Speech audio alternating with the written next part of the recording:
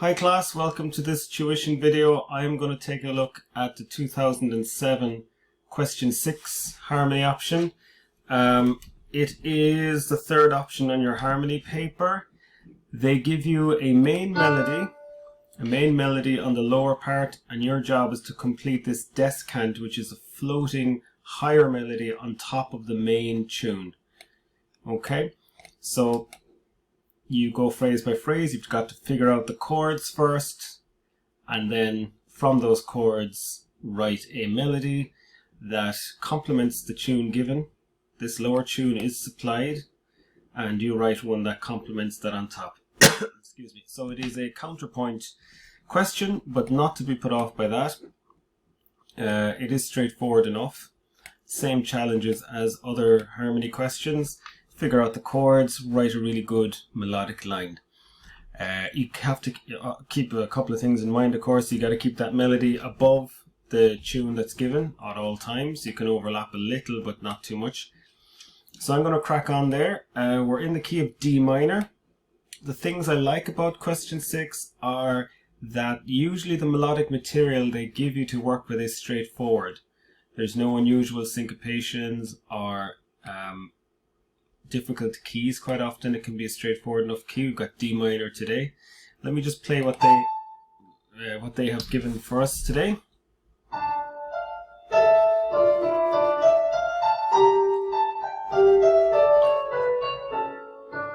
And this is the second phrase. Okay, so they have given you that melodic line underneath. You've got to get the chords that they were thinking of, construct your upper part. Of course, we're in D minor. You will have done your chord bank. Chord 1, we're in D minor, so there's less chords with any minor key. A major here, chord 5, and chord 6, and chord 6 is always major in a minor key. So there's your chords: 1 D minor, 2 E diminished, G minor 4, A major 5, B flat 6. So let me crack on, and I'm just going to try and get this done in about 10 minutes. So I think I might just do the second phrase, show you what's involved, and let you work away in the rest. So let me play through that lower melodic part, which, as I said earlier, is not too wild at all.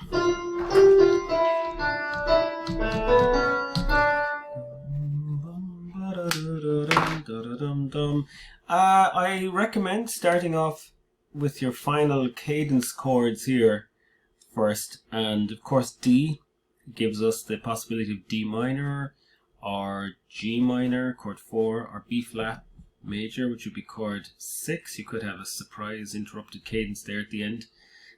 So it's looking very much like an A major to D minor scenario here. 5-1. This is definitely going to be A over A over C sharp here. So that's given for us. We can have A for the whole bar. Remember the rules for all harmony options.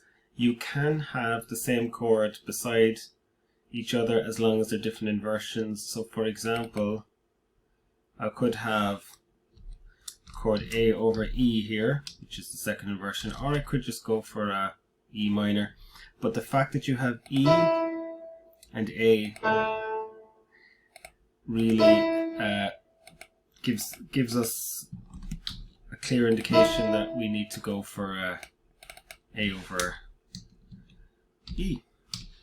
Okay, so you're moving between two different inversions at those points there, and we can either have chord 1 D minor here, or go for an interrupted cadence. Now the melodic part underneath sounds quite final, so the B flat major gives you the option of it sounding less finished, because it's really only the second phrase of the piece. We have another 2 to go, and we want to keep that final sound here. Alright, so we don't want our piece to sound like it's finished. But having said that, D minor here is not incorrect either. So at that point I would recommend going back to the start And looking through, so those two bars are set. I'm happy with that. I can change this to D minor if I feel like it later on, but let me just work here. Now, you're always looking for 2-note melodies. In other words, a melody that gives you 2 notes of a chord you're looking for. For example, like X here over D, they've only given us 1 melodic note here to make our decision. Whereas here, this chord here that I'm just wiggling around here, we've got G and E there. Now, as soon as you've got 2 notes given in the melodic part on main beats, that narrows down your options and makes it clear what chord they were thinking of. So the only chord I think we have with G and E would be E diminished, because chord 7 is not an option for us. So I'm going to put that in there. If there is a clear chord, even if it's in the middle of the phrase, do it, put it in, you know. Sorry there. So I'm going to put in E diminished there.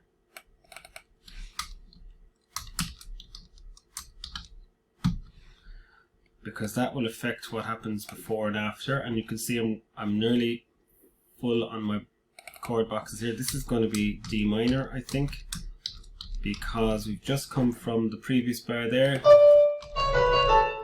It's most certainly D minor here. You want a solid chord at the start of your phrase. So E, chord 2, 1, skip a chord 2. I've got F here. Again, that's only 1 note to think about. What chord is F in it? We've got B flat major. We've got D minor. We could have D minor over F, but then you're on a 1 to 2 scenario here, which is not considered a very strong chord progression.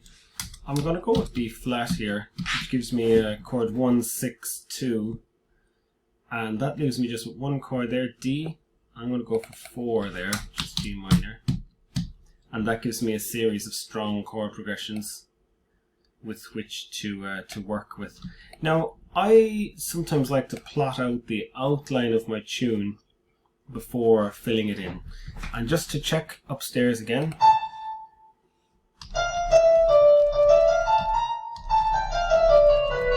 Okay, nice tune that they've given for descant. We've got to continue that. Crotchets, a lot of quaver movement. There's more movement on the upper part than the lower part. But just to go for it there, just to get us started, and it's always good just to start and you can begin drafting then, I am going to put in the outline. Now it's a harmony question, so therefore pick a harmony note. What do I mean by that? Well, D, I've got the options of D, F, A here. I like to go for the third where possible, because thirds are going to sound well together rather than doubling up the tonic note or the unison on the root. So I'm going to just slap in an F there. B flat, I've got F there. I can get the D there, which is nice and near. F to D is a nice sixth. No, E diminished. I can go to E here, I think. I'm going to go up. Remember, it's a descant, so if you can go up, do. And where am I going to cadence here? Am I going to go up to B flat high up here? I could do that. Let me just put a B flat up there. Let me put an A here. Now I could change all this, of course. And let me put an A here.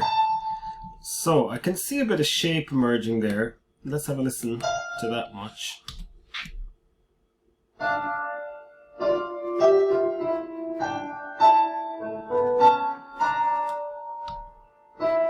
Okay. So that's a bit of outline. Now my tune has to move around a little bit more than that, but as a general direction, I like what it's doing. I mean, you can even come down the octave here and still be above the lower part, because the lower part is low. Now how far apart do they go here? At the biggest gap, there is a tenth there. That's probably the biggest gap, or even at the start there's even larger. So there's quite a wide gap between the two lines, so don't be worried about that. As I say, your main fear is that you would come under the lower line, which you don't want to do. So where do I want to decorate a little bit here, or move around a bit? Okay.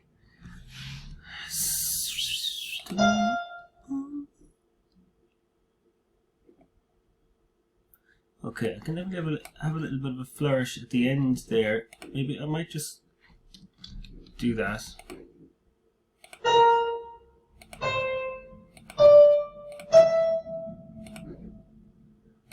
That way I get all notes of the chord in together there, the B flat, the D and the F. Okay, and already that's given me a bit of movement, which I do need. When there's movement happening in the lower part, you can afford to back off a bit. And you know what, that octave jump might actually be nice. I might just leave that. Yeah, I'm happy enough with that. So let me move around at the start again, maybe, because there's a minim here. This is the only minim until we get to here, where you have a dotted minim. So let me see if I can move around here.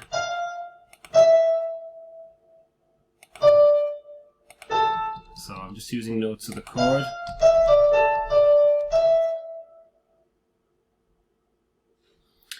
Yeah, might be a bit much. Might be a little bit much.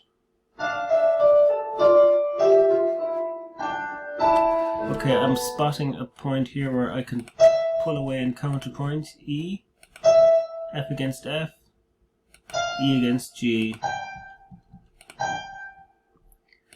Take things like that. There's a nice little pull away there. So you've got E, F, G, which will be nice together.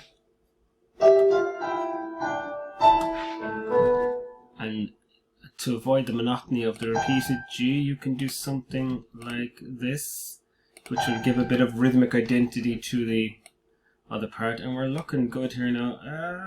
I'm not so wild about this.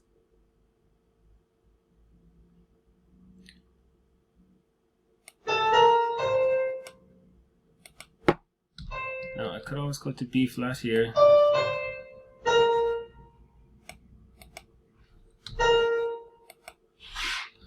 I don't need that B flat there because it's in the key signature.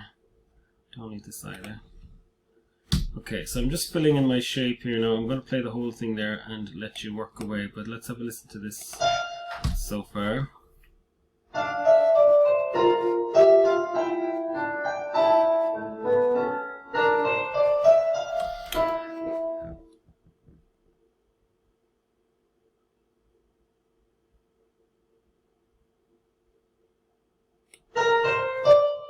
Yeah,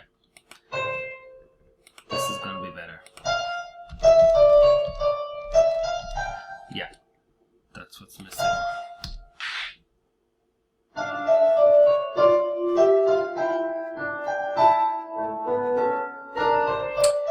Yeah, I like that. Okay, the C sharp is important there. It defines the D minor feel, and also it kind of preempts our little surprise cadence here as well a little. It gets the ear ready for that. But as a piece of counterpoint, if you look at the upper part, play it again. Oh, come back, sorry. Here's the upper part.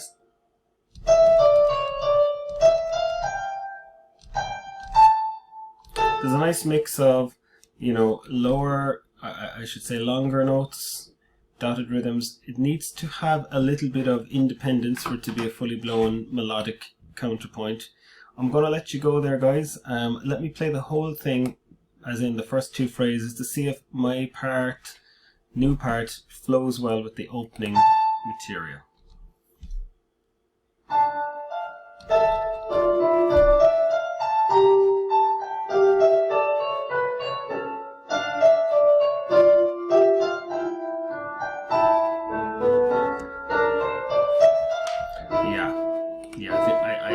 I actually think that works very well. Okay, really works well.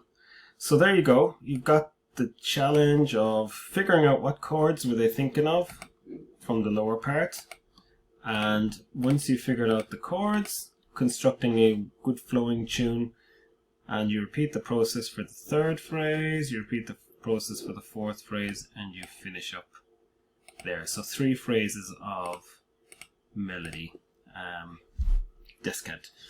Hope that is helpful.